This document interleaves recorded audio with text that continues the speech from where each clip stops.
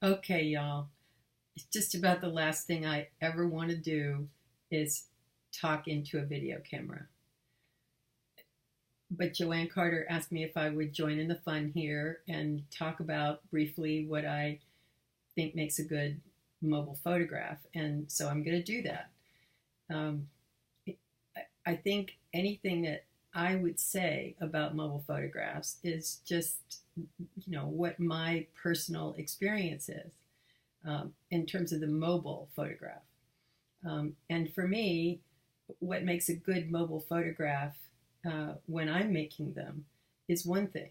And what makes a good mobile photograph when somebody else makes them, it's often really something different. Um, with myself, I'm in a conversation that started a long time ago about how I marry what I see on the outside of me with my eyes, with what I see and what I feel on the inside of me, with my imagination.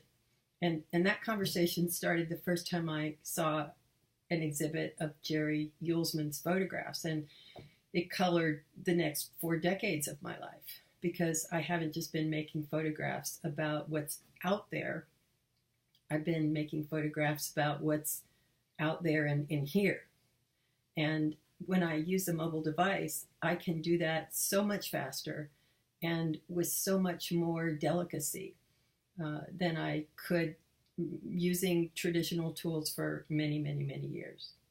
So what makes a good photograph for me, a mobile one, is when I'm able to get that marriage really clear. And I'm the one that decides that. I'm always interested in other people's feedback, but I'm also really continuously learning and questioning and watching and observing my ability to do that, to marry those things outside and inside. Now, when I'm talking about what makes a good photograph from somebody else that's mobile, goodness, I don't expect other people to make work the way I do.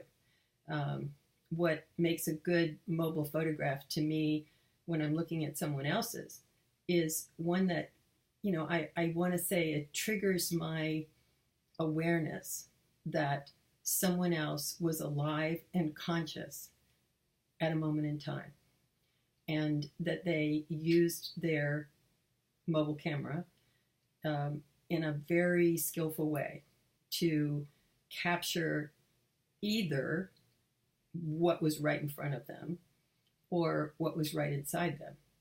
And sometimes it's both things, but not always. And when I am paying attention to what I think makes a good one, it's one that surprises me.